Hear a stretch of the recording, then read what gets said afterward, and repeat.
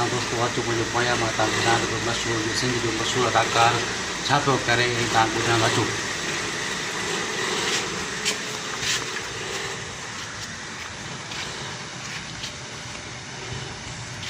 उस्ताद दोस्तो ही आहे असांजो प्यारो सिंध जो मशहूरु अदाकार उस्ताद उबैद अली कलवड़ साहब रंग थो करे। उस्ताद छा था कयो?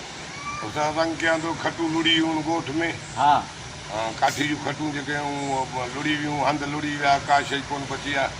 हाणे लोहियूं खटा ठाराया हा वरी हाणे उहे उन्हनि खे रंग कयां थो। हे बि कमु तव्हांखे ईंदो आहे? हा बाबा असां हर फन मोला आहियूं, असां हर कमु कंदा आहियूं।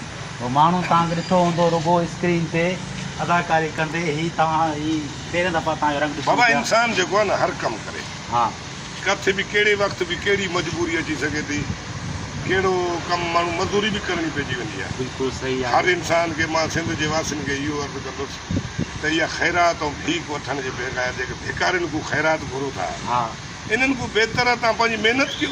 सही ख़ैरात घुरण वारनि खां तव्हां ख़ैरात छा घुरंदव? भिकारी जेको पिनी अचे सॼो ॾींहुं हा उहो तव्हांखे छा ॾियो? उहो असांखे छा ॾींदो? तव्हां महिनत कयो ऐं महिनत करण वारो ख़ुदा जो दोस्त हूंदो आहे।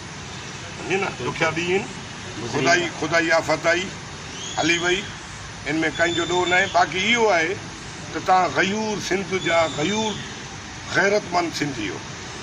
किथे वञी बोल्टे जे कर टंगजी पियो अदा आहे बोल्टो ॾे मुंहिंजा बच्चा बुख मरनि था। मौला हुसैन अलैहिस्सलाम करबला जे मैदान में 3 ॾींहं बुख ऐं प्यास ते हुया न, पोइ बि यज़ीद जी हार न मञी, यज़ीद जी बैयत न कई आई। असां छो हिकिड़े भिकारी जे साम्हूं वञी झोली फैलायूं त असां बुख ते वेठा आहियूं, असांखे मानी ॾे। असां पंहिंजी महिनत कंदासीं, महिनत कयूं था पिया। अदाकारी में मज़ो आहे या रंग करण में मज़ो आहे? साईं हर कम जो पंहिंजो मज़ो आहे, रंग जो पंहिंजो मज़ो आहे। हे बि इंसान आहिनि जेके रंग कंदा आहिनि, उहे बि त इंसान आहिनि न, मज़दूरी कंदा आहिनि। सही ऐं पोरियो कंदा आहिनि। सही अदाकारी बि पंहिंजी जाइ ते हिकिड़ो पोरियो।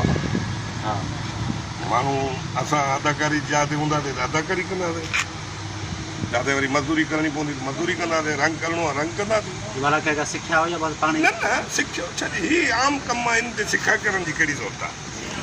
हे को एॾो ख़ासि कमु कोन्हे जो मां उस्ताद खे वठी खट तव्हां पाण मूं पाण जेको आहे रंग कई आहे। रंग कयो था वासे मज़ो अची वियो। बाबा हीअ आहे असांजो सिंध जो प्यारो अदाकार ऐं परस्तार मां मुसाहिब उस्ताद जो परस्तार आहियां। ऐं उस्ताद उबैद अली पंहिंजे सिर्फ़ु पाण रंग पियो करे ऐं महिनत पियो करे ऐं महिनत इंशाअल्लाह रंग लाहींदी इंशाअल्लाह। वॾी महिरबानी उस्ताद जी ऐं थैंक यू सो मच।